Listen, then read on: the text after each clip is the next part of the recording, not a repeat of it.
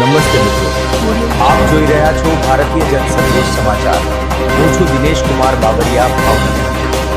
નમસ્કાર દર્શક મિત્રો, નવા વિડીયો સાથે આપ સૌનું હાર્દિક સ્વાગત છે. હું છું સોલંકી દર્શના.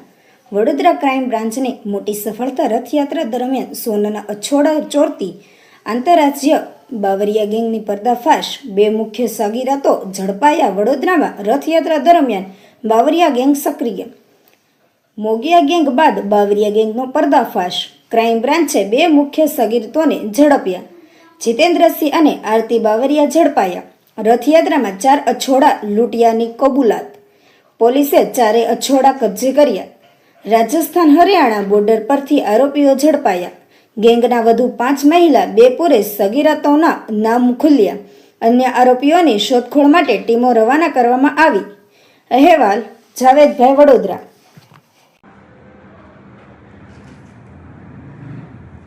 વડોદરા શહેરમાં ગયા મહિને 16 જુલાઈના રોજ રથયાત્રા તહેવાર ઉજવવામાં આવેલ. તે દરમિયાન કેટલાક ભક્તજનોના સોનાની ચેન તેમજ મંગળસૂત્ર જેવા દાગીનાની ચોરી થઈ. આ અનુસંધાને જે તે વખતે જ વડોદરા શહેર પોલીસે સયાજીગંજ પોલીસ સ્ટેશનની હદમાંથી જે મોબાઈલ ચોરી કરતી ગેંગને પકડેલ અને એ ગુના ડિટેક્ટ કરેલ. તે સિવાય વડોદરા શહેર ક્રાઇમ બ્રાન્ચે એક એમપીની મોગિયા ગેંગ પકડેલ અને જે તે વખતે આ 9 આરોપીઓને પકડી અને સોનાની ચેન અને મંગળસૂત્રોને રિકવર કરી અને સયાજીગંજ પોલીસ સ્ટેશનના ગુનાઓ ડિટેક્ટ કરી.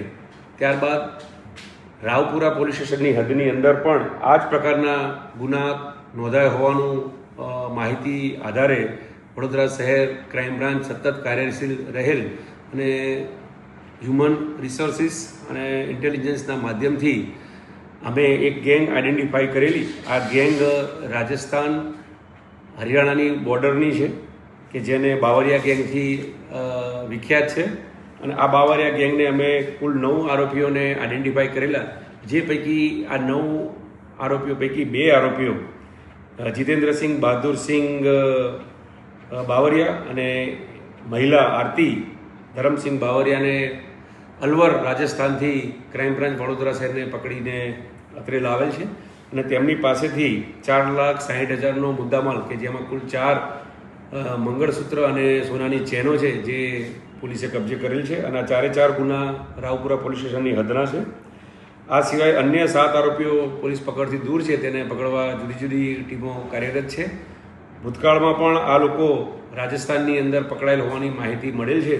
અને આ આંતરરાજ્ય બાવરિયા મોટી ગેંગ છે કે જે ખાસ કરીને જે ધાર્મિક મેળાવડા થતા હોય છે અને સોશિયલ મીડિયાના પેજ ઉપર એ માહિતી એકત્રિત કરતા હોય છે. અને એ આધારે આ જગ્યા ઉપર વડોદરા શહેરમાં આવ્યા હતા અને એમણે ગુનાનો અંજામ આપેલો છે. વધુ પૂછપરછ ચાલુ છે. એકંદરે અમે બીજા ગુના ડિટેક્ટ થાય તેવા પ્રયત્નો કરી રહી છીએ.